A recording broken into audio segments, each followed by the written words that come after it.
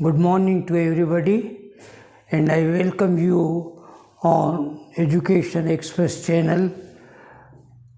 And today I am talking about the first head of income in income tax, that is salary. Income, how it is to be calculated when it is got in salary.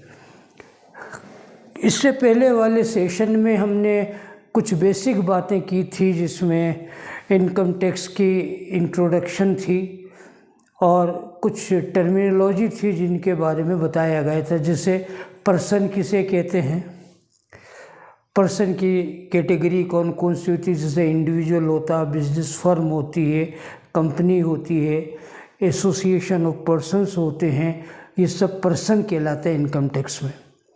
फिर बताया था assessee किसे कहते हैं, करदाता, a person who is liable to make the payment of income tax, that is known as person। फिर बताया था कि असेसमेंट ईयर क्या होता है, गवर्नमेंट का फाइनेंशियल ईयर जिस साल इनकम टैक्स का पेमेंट किया जाता है वो असेसमेंट ईयर कहलाता, कर निर्धारण वर्ष। फिर बताया था प्रीवियस ईयर किसे कहते हैं, और प्रीवियस ईयर के बारे में बताया था कि असेसमेंट ईयर से तुरंत पहले के 12 माह की अवधि प्रीवियस ईयर कहलाती है, या ये दूसरे शब्दों में यूँ कह सकते हैं प्रीवियस ईयर के समाप्त होने के बाद तुरंत 12 माह की अवधि कर निर्धारण वर्ष कहलाती है, ये भी कहा जा सकता है। फिर ये बताया गया था कि असेसमेंट ईयर में इनकम टैक्स का कैलकुलेशन होता है उस इनकम पर जो इनकम उसने गत वर्ष में कमाई थी। फॉर एग्ज़ाम्पल, अभी हमारा असेसमेंट ईयर जो चल रहा है वो असेसमेंट ईयर है 1/4/2020 से 31/3/2021 तक ये है। इसमें इनकम टैक्स का कैलकुलेशन होगा, इनकम टैक्स लगेगा, ये इनकम टैक्स पेएबल ऑन किस पर लगेगा, on income earned in previous year, जो इनकम आपने प्रीवियस ईयर में अर्न की थी। और प्रीवियस ईयर इसके लिए क्या होगा, 1/4/2019 से 31/3/2020 तक ये प्रीवियस ईयर कहलाएगा। तो इस पीरियड में जो इनकम आपने अर्न की है उस इनकम पर टैक्स लगेगा इस वर्ष में। जिस वर्ष में टैक्स लगेगा वो कहलाएगा कर निर्धारण वर्ष, और जिस इनकम पर टैक्स लगेगा वो कहलाएगी गत वर्ष की इनकम, प्रीवियस ईयर इनकम। बस समझ में आ गई, ये था। फिर बताए थे हेड्स ऑफ इनकम कौन कौन से होते हैं, जिसमें salary, income from house property, फिर income from business profession vocation, फिर इनकम फ्रॉम कैपिटल गेंस, और फिर अंत में इनकम फ्रॉम अदर सोर्सेज, ये बताया गया था। हमने ये भी कहा था कि थियोरेटिकल टॉपिक पर जो खास हैं वो बातें की जा रही हैं, हम सीधे प्रैक्टिकल पर चलना चाहते हैं ताकि आपको सफिशिएंट टाइम मिल जाए प्रैक्टिस के लिए। फिर थ्योरी इसके बाद डिस्कस की जाती रहेंगी। बहुत सी बातें ऐसी होंगी थ्योरी की जो प्रैक्टिकल क्वेश्चन के दौरान डिस्कस होती रहेंगी, और जो छूट जाती हैं उसको एंड में हम टेकअप करेंगे। आइए हम एक क्वेश्चन के माध्यम से इन बातों को ले रहे हैं, और वो है illustration number 24 of Patel Chaudhary's book. और उसमें क्या कहता है, Shri Abhay is the manager of the Vinod handlooms Sikar. ये प्राइवेट कंपनी में काम कर रहे हैं अभय सीकर की। He receives every month ₹12,500 is basic पे। मेन आइटम मैंने लिख रखे हैं, बेसिक पे उनकी 12,500 रुपये है। ₹200 एज एंटरटेनमेंट अलाउंस, जो यहाँ पर EA लिखा हुआ है, एंटरटेनमेंट अलाउंस मनोरंजन भत्ता वो दे रखा है। एंड ₹800 एज डियरनेस अलाउंस, यहाँ पर डीए के रूप में लिखा 800 रुपये, ये महंगाई भत्ता कहलाता है, डियरनेस अलाउंस। फिर आगे कहता है and under the terms of employment, और रोज़गार की शर्तें, नौकरी की शर्तें इस प्रकार है, ये बता रहा है। नंबर 1 ए पॉइंट पर, ही ओन्स हिज हाउस, उसका खुद का मकान है, but the employer has provided him the following amenities, परंतु नियोक्ता ने, जो कि विनोद हैंडलूम्स है, उसने निम्न सुविधाएं दी है। क्या दिए? A gardener, a sweeper and a watchman who are each paid ₹150 per month. यहाँ पर लिखा है गार्डनर की सैलरी कंपनी दे रही है 150 रुपये प्रति माह, स्वीपर को सैलरी दे रही है 150 रुपये प्रति माह, वॉचमैन को सैलरी दे रही है 150 रुपये प्रति माह। 3 नौकर उसको उपलब्ध कराए गए हैं फ्री ऑफ चार्ज, उनकी सैलरी कंपनी दे रही है, विनोद हैंडलूम्स। ओके, आगे क्या कहता है नेक्स्ट पॉइंट में, free use of refrigerator costing ₹5000, और फ्री रेफ्रिजरेटर दिया है घर में काम के लिए, जिसकी कॉस्ट है 5000 रुपये। Next, the following obligations of him were paid by the employer, उसके दायित्व थे, किसके? अभय के।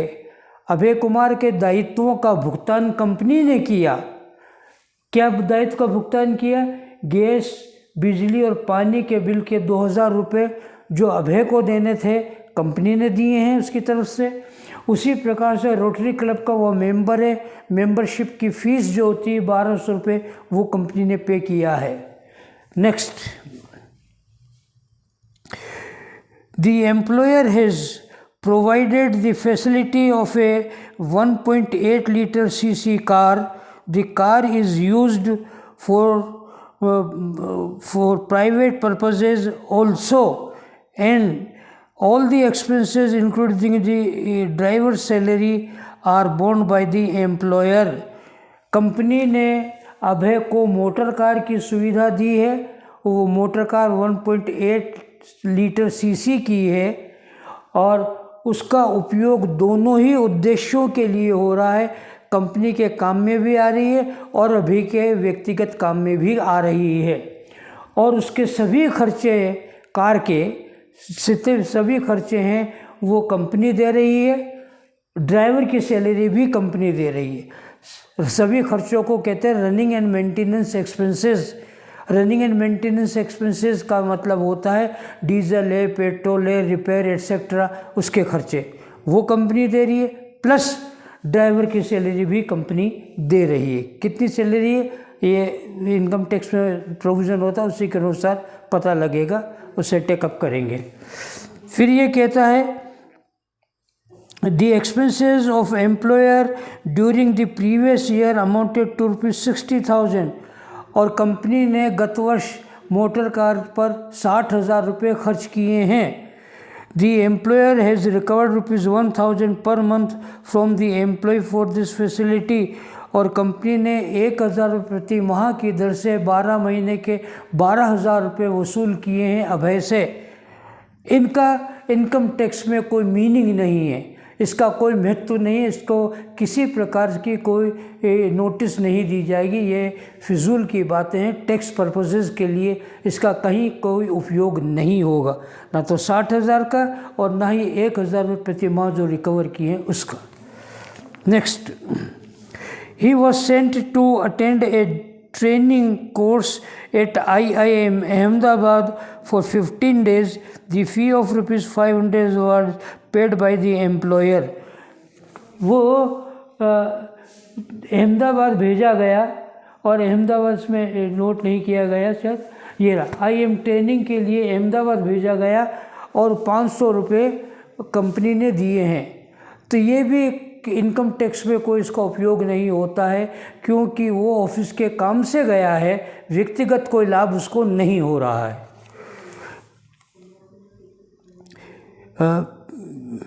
फिर ये कह रहा है, एक पॉइंट छूट गया, his 1 son and 1 sister are studying in a school run by the employer.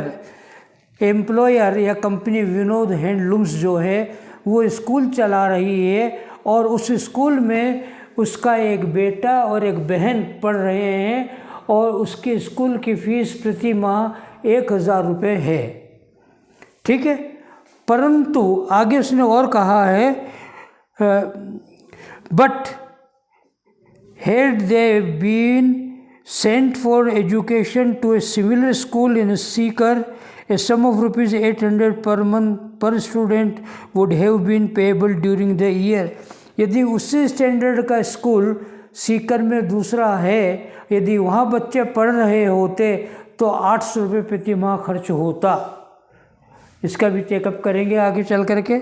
फिर आगे कहता है, he proceeded on 1 month's leave to Darjeeling where he stayed in the holiday home maintained by the employer. वो 1 महीने की छुट्टी पर घूमने के लिए दार्जिलिंग गए हैं और वहाँ पर हॉलीडे होम है कंपनी का, वहाँ पर वो ठहरते हैं। The expenses of his boarding and lodging amounting to ₹10,000 were borne by the employer. और वहाँ पर रहने ठहरने खाने पीने का खर्चा जो है 10,000 रुपये कंपनी ने दिए हैं। This facility is not provided to all employees uniformly.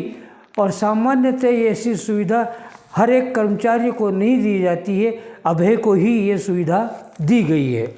Next, a sum of ₹6,400 was paid by the employer voluntarily by way of tax on non-monetary facilities given to employee. और एक नॉन मॉनेटरी खर्चा 6,400 रुपये का company ने दिया है और उसका मुद्रा में अंकन नहीं हो सकता, 6,400 मान करके दिया गया है। He contributed 10% of his salary towards a pension scheme notified under section 80 CCD. Pension scheme है, इसका नाम है। A matching contribution that is of the same amount is also paid by the employer. Pension fund में company की तरफ से उतनी ही राशि वेतन का 10% जमा कराया गया जितना कि अभय ने दिया था। अभय ने भी वेतन का 10% जमा कराया, कंपनी ने भी 10% जमा कराया। अब वो ये कहता है कि उसकी टैक्सेबल इनकम सैलरी से कितनी होती है वो ज्ञात कीजिए। देखिएगा, अब इसमें एक एक बात को क्लियरली समझाने की कोशिश की जा रही है और समझिएगा शुरू से ही, क्योंकि ये पहला ही क्वेश्चन है तो बेसिक्स बातें सारी इसमें डिटेल में मैं समझाने की कोशिश कर रहा हूँ। ठीक है, ऊपर हेडिंग होगा इस तरह से, calculation of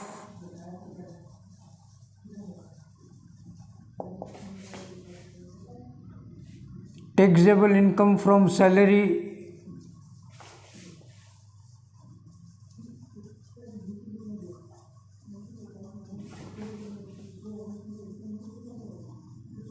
of Mr. Abhay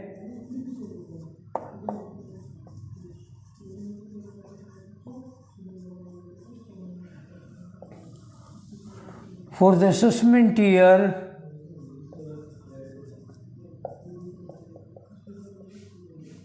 2020-21।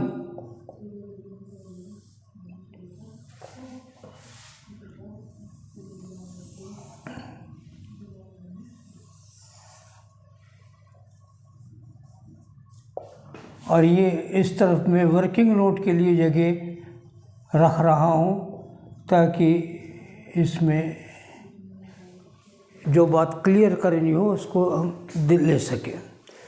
आइएगा, we are taking up one by one each and everything. The first is salary at the rate of ₹12,500 per month. Salary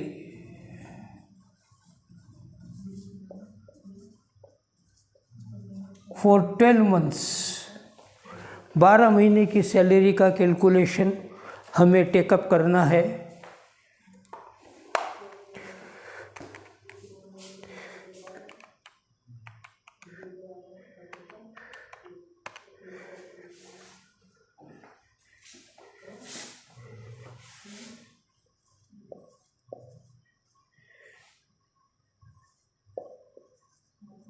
1,50,000।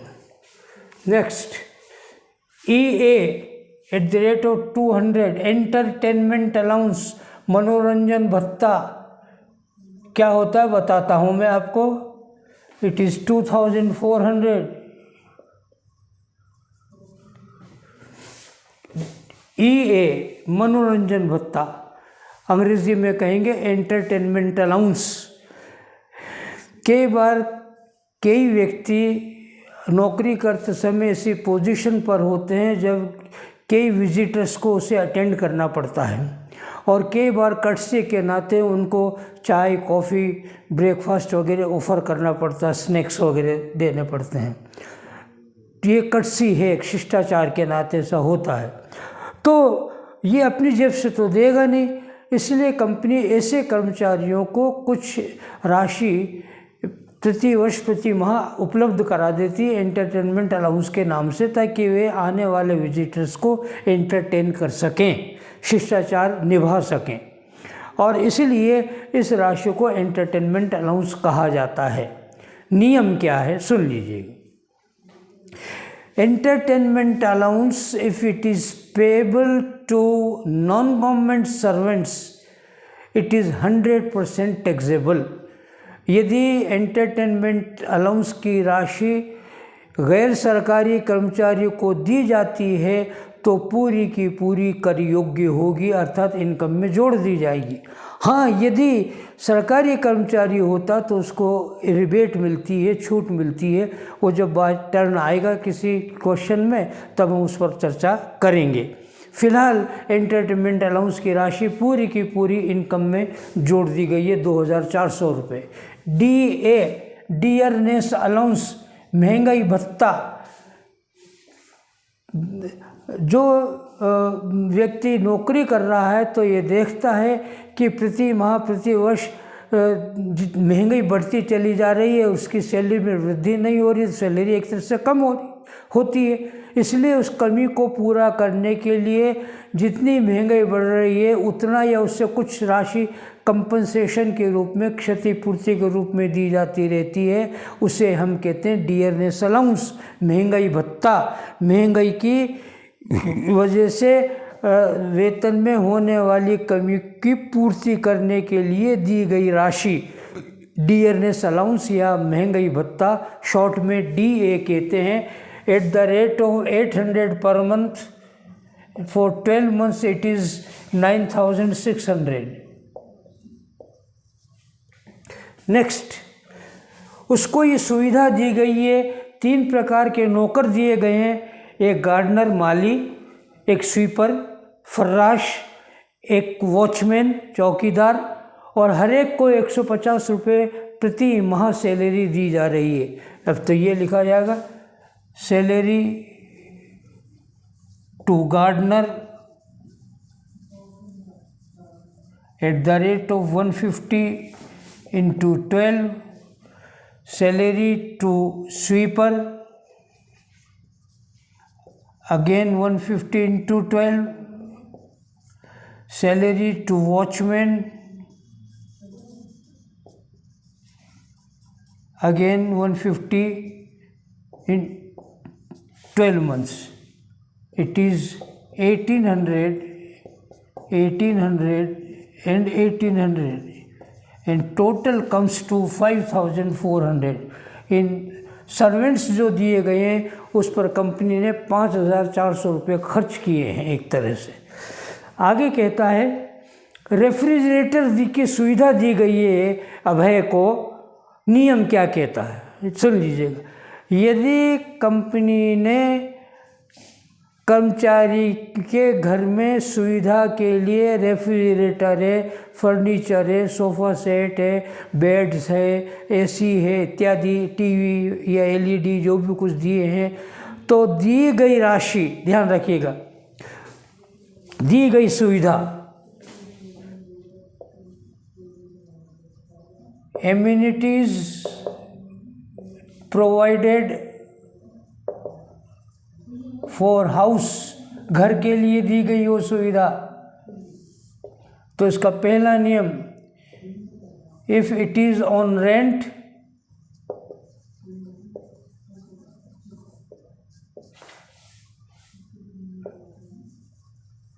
rent payable is income. Number 2, if it is purchased, यदि क्रय करके दी गई है तो 10% cost of immunity is an income.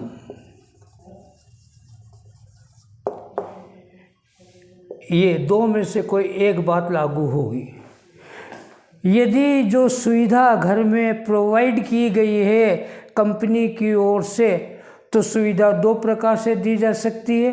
किराए पर लाकर के उसको सुविधा दी गई है तो इस स्थिति में किराए की राशि उस व्यक्ति को, उस करदाता को, अभय को इनकम मानी जाएगी और इनकम में जोड़ देंगे। यदि किराए पर लाकर नहीं दी गई है तो खरीद करके लाकर दी गई होगी सुविधा। तो यदि खरीद करके लाकर के वो सुविधा दी गई है तो ऐसी स्थिति में वो जो सुविधा होगी उसकी कॉस्ट का 10% इसकी इनकम में जोड़ देंगे।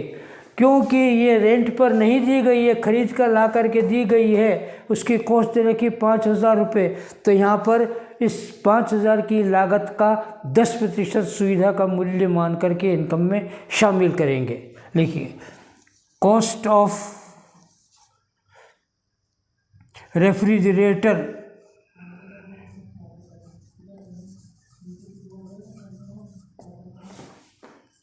%10 इंटू $10% इंटू 5,000, 5,000 का 10% 500 रुपये, ये इनकम में जोड़ दिया गया। इस तरह से चलें, क्लियर हो रही है हर एक चीज़।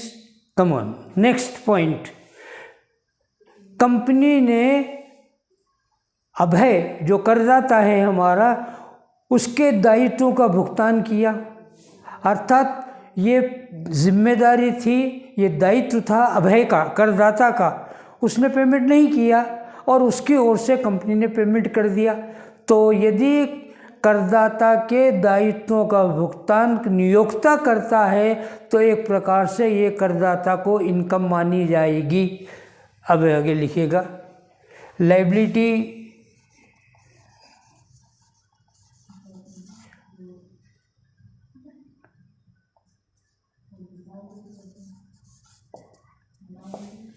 Paid by the company, company के द्वारा दायित्व दिए गए हैं। कौन से? Gas, water and electricity bill, और इसकी राशि 2,000 रुपये तो ये दिए हैं। रोटरी क्लब की मेंबरशिप दी है,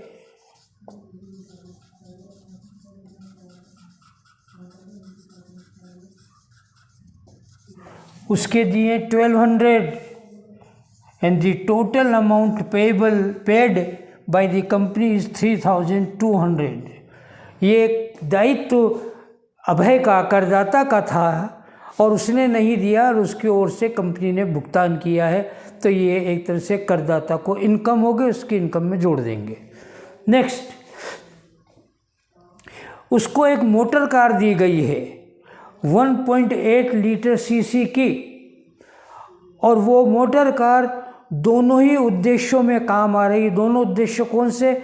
ऑफिस के काम में भी आ रही है और करदाता अभय है, उसके व्यक्तिगत घरेलू काम के लिए भी उपयोग में लाई जा रही है।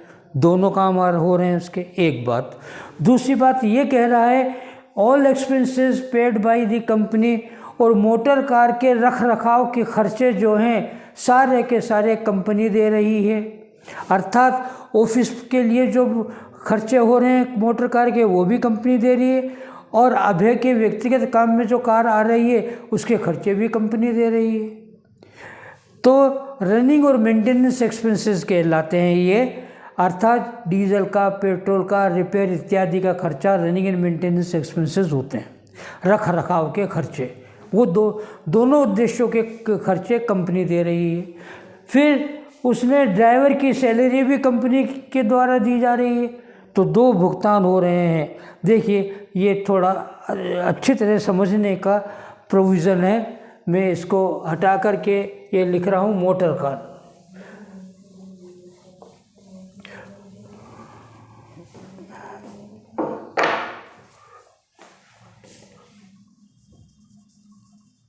मोटर कार, 2 प्रकार की मोटर कार होती है। एक होती है अप टू 1.6 लीटर सीसी और दूसरी होती है मोर देन 1.6 लीटर सीसी। ये एक तरह से बिग कार है और ये एक तरह से स्मॉल कार है। ध्यान रहे, अभी हम केवल इसकी बात कर रहे हैं। इसकी चर्चा जब भी कोई बात आएगी तब इस पर देखा जाएगा, अभी नहीं चर्चा हो रही है। ठीक है, प्रोविज़न क्या है ध्यान से सुन लीजिएगा, क्योंकि मोटर कार के प्रोविज़न बड़े टिपिकल होते हैं, क्योंकि इसमें एक नहीं कई वेराइटीज़ इन्वॉल्व होती हैं। कार किसने दी, किसकी है, खर्चा कौन ले रहा, खर्चा कौन नहीं दे रहा, ड्राइवर की सैलरी कौन दे रहा, कौन नहीं दे रहा है, इत्यादि इससे कई तरह की बातें इसमें इन्वॉल्व हो जाती हैं। तो उसके लिए अलग अलग प्रोविज़न्स हैं। अभी हम इस प्रोविज़न की बात कर रहे हैं। यदि मोटर कार जो बड़ी कार है, क्योंकि ये 1.8 लीटर सीसी की है, जो इसको कार दी गई है 1.8 लीटर सीसी की बड़ी गाड़ी दी गई है, एक बात। दूसरी बात, यदि मोटर कार का उपयोग दोनों उद्देश्य के लिए हो, both use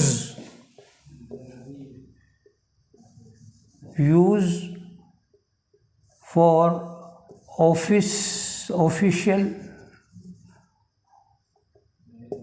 official and private purpose,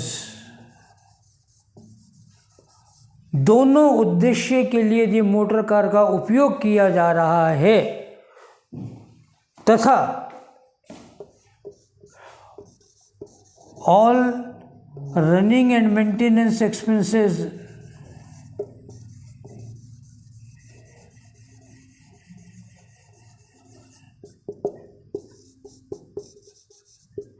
paid by the company, paid by employer नियोक्ता, और उसके रख रखाव चलाने संबंधी खर्चे, चलाने का मतलब ड्राइवर की सैलरी नहीं होती, ध्यान रखिएगा, चलाने के खर्चे में इस बात का ध्यान रखें। कार को चलाने संबंधी जो भी व्यय है वो सारे के सारे कंपनी वहन कर रही है। तो ध्यान से सुनिएगा, ऐसी स्थिति में कंपनी चाहे कितना भी खर्च करना बताए, हमें उससे कोई मतलब नहीं। जिसमें लिखा हुआ है कि कंपनी ने गत वर्ष में इस पर 60,000 रुपये खर्च किए, 60,000 करे, 6 लाख करे, 6 रुपये करे, हमें इससे कोई मतलब नहीं है। इनकम टैक्स का प्रोविज़न जो कहता है वो माना जाएगा। इनकम टैक्स का प्रोविज़न यह कहता है कि यदि इसे ये स्थिति है कार की, तो eight the rate of ₹2,400 per month car की सुविधा का मूल्य माना जाएगा। बात समझ में आ गई? I repeat, car is categorised into 2 main categories. The first category up to 1.6 litre cc, which is known as small car, and number 2 is a car of more than 1.6 liter cc. It means it is a big car. Number 2, our assessee is Mr. Abhay. He has been provided a car of 1.8 liter cc, which means it is a big car. उसको बड़ी car दी गई है। ठीक है, next provision क्या कहता है ये सुन लीजिएगा। यदि कंपनी ने कुछ खर्च किए हैं, वो कुछ भी बताए, हमें उससे किसी भी प्रकार का कोई लेना देना नहीं है, हम उस खर्च को नहीं मानते हैं। हमारा मतलब इनकम टैक्स उस बात को एक्सेप्ट नहीं करता है।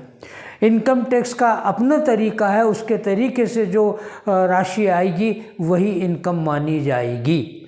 प्रोविज़न के अनुसार इनकम क्या मानी जानी चाहिए ऐसी स्थिति में? यदि कार कंपनी की है और कार का उपयोग दोनों उद्देश्यों के लिए हो रहा है, कार कंपनी की है, ध्यान रखिएगा, क्योंकि उसने कहा कि the car is provided by the company, तो कार कंपनी की होगी तभी प्रोवाइड करेगी, तो कार कंपनी की है एक बात। दूसरी बात, कार का उपयोग दोनों उद्देश्यों के लिए हो रहा है, private purpose and official purpose, दोनों काम आ रही है गाड़ी। तथा कार के रनिंग और मेंटेनेंस एक्सपेंसेस, कार के रख रखाव और चलाने के खर्चे में ड्राइवर को नहीं माना जाता है, ध्यान रहे। रख रखाव और चलाने का खर्चा यदि कंपनी या नियोक्ता वहन कर रहा है तो ऐसी स्थिति में कार की सुविधा का मूल्य 2,400 रुपये प्रति माह मान करके इनकम में जोड़ देंगे। बात क्लियर हो गई? और यदि ड्राइवर भी दिया गया है तो फिर plus driver salary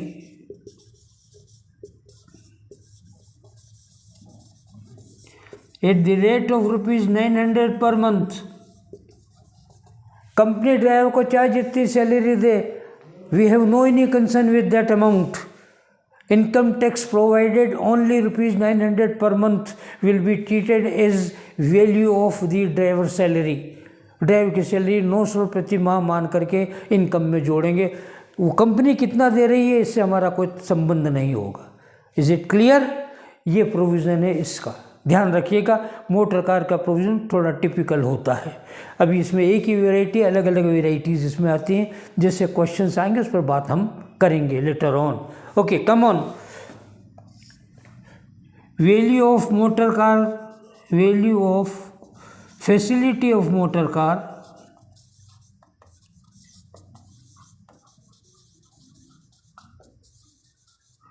at the rate of 2400 into 12, 12 से गुणा करें 2400 को,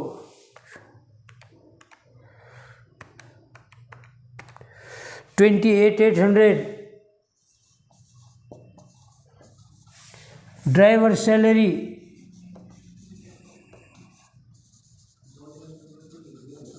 eight the rate of 900 into 12, 10,800, and total comes to 39,600, the value of this facility of motor car provided. Next it is, he says, son and sister studying in a company's school. Space नहीं है, मैं इसको इस तरफ ले रहा हूँ। Working note की आपने शॉर्ट ले लिया होगा, देख लीजिएगा जिन्होंने नहीं लिया शॉर्ट तो।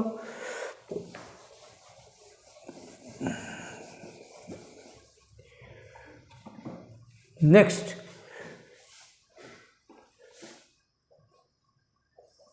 Expenses on sons education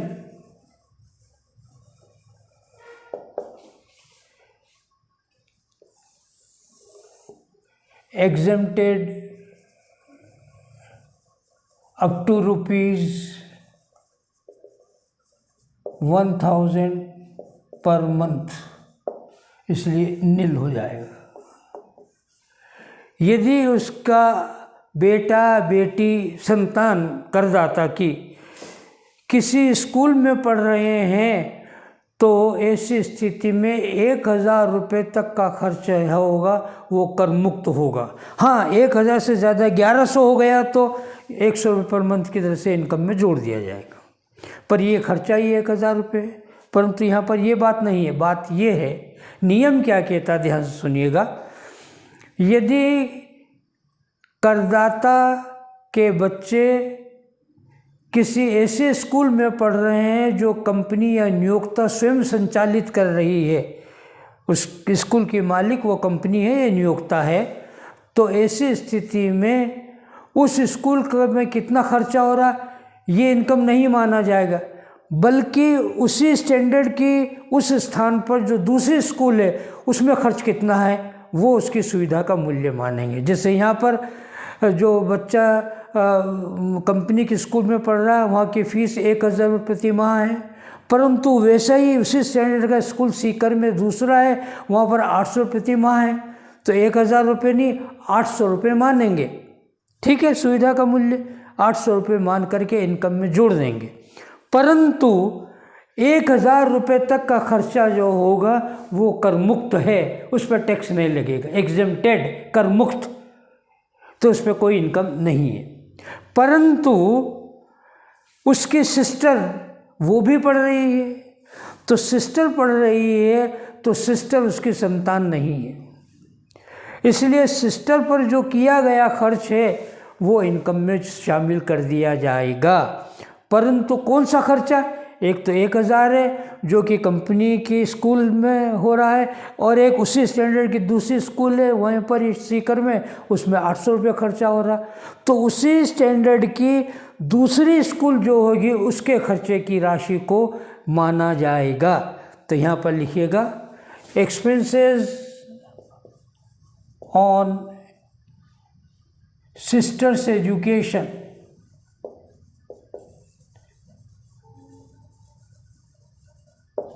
at the rate of rupees 800 into 12, 9600 ये आ गया। इस तरह से प्रोविज़न होता है, एजुकेशन का ध्यान रखिएगा।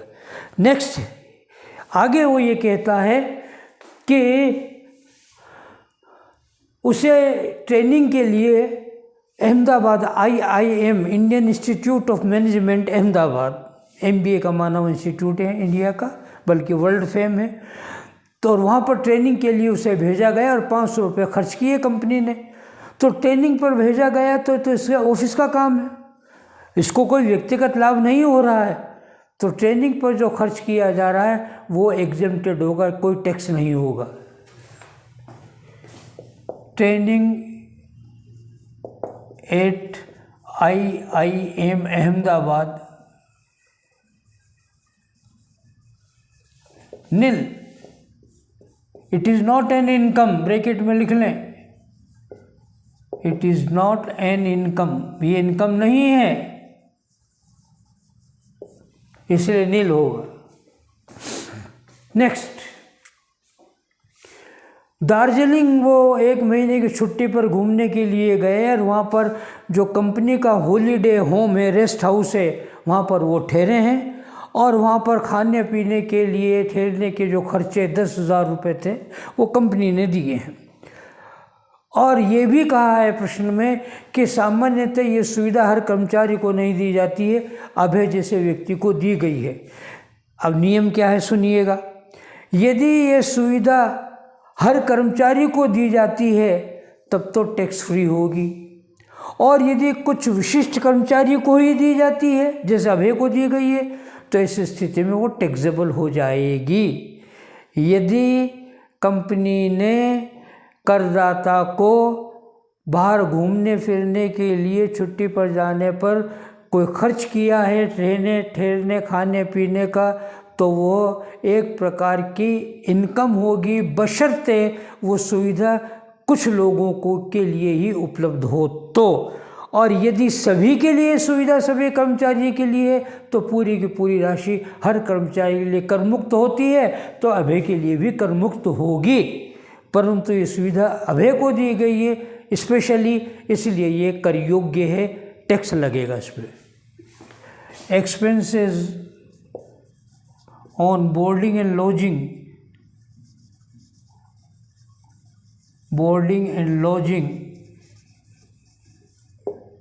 at Darjeeling, and it is 10,000 rupees, 10,000 रुपये। नेक्स्ट, एक कोई नॉन मॉनेटरी इनकम हुई है और कंपनी ने स्वेच्छा से उसका भुगतान किया है कर्मचारी को, तो कोई इनकम जो मुद्रा में नहीं मापी जा सकती, अनुमान लगाया जा सकता है, उस पर टैक्स नहीं लगता है। ये एक सीधा साधा प्रोविज़न है। Non monetary income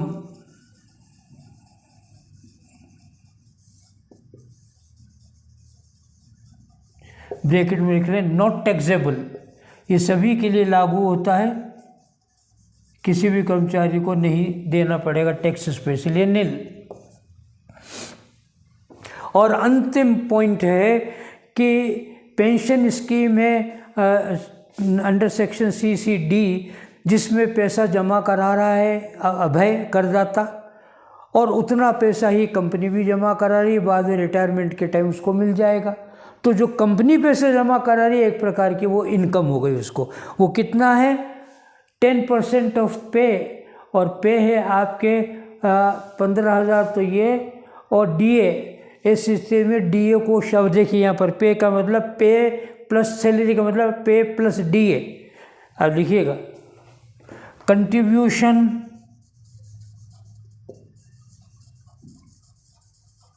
by employer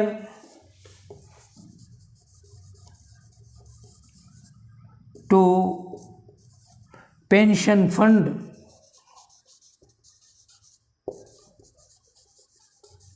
ये होगा 10% into pay plus DA,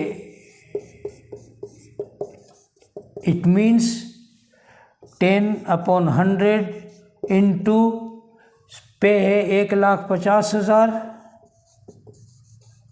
plus DA है 9,600, तो 1,59,600 का मतलब हो गया 15,960, ये 5960। इस तरह से इसका कैलकुलेशन किया जाता है। अब ज़रा चेक कर लें इसके क्या क्या फिगर्स हैं हमारे। 1,50,000 plus 2,400 plus 9,600 plus 5,400 plus 500 plus 3,200 plus 39,600 plus 9,600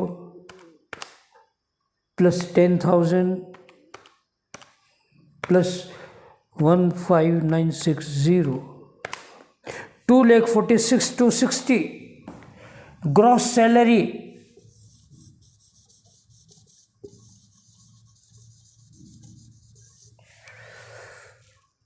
$2,46,260।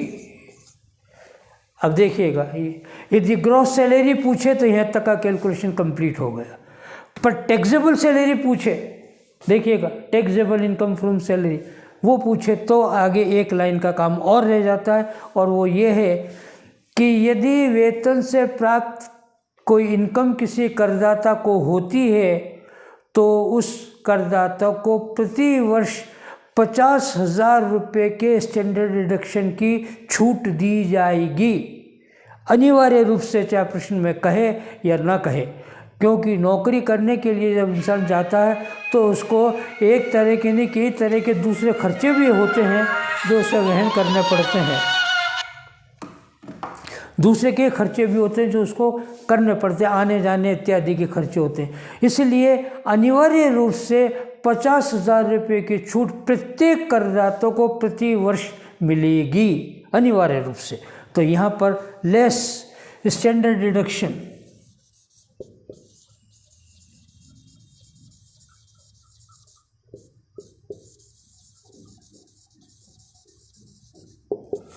$50,000 less कर दें, and now 1,96,260 is taxable salary.